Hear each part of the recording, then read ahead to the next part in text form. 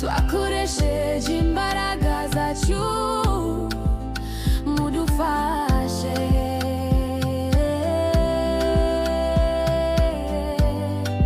tubona amafaranga icyuzi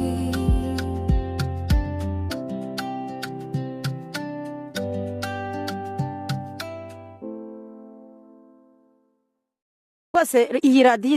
iziye igihe niko nabivuga ngewe ubwanjye ku mutima wanjye iyi radiyo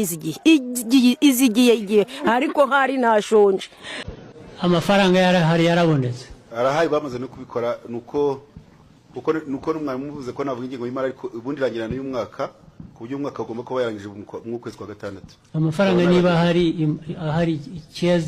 ikiyaziritse ni iki wenda ni kuraba amafaranga ava muri ministeri akajya muri beneri ava muri beneri tukayashyira ku makonti yabo ko amakonti yamaze kuyatanga mu ubwo se bizakorwa niyo yaba agenda n'amaguru aba yagenda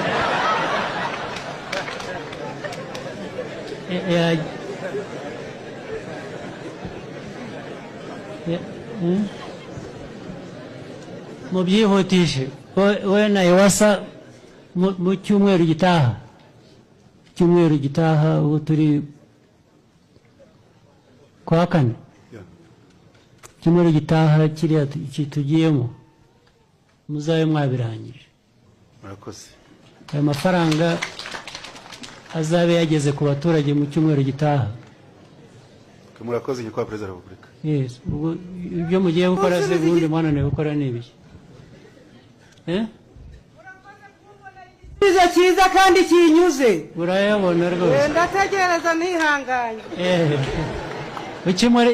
icyumweru gitaha natakugeraho uzanshake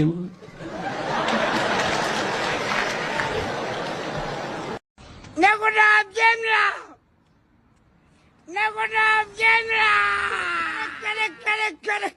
kare wambwa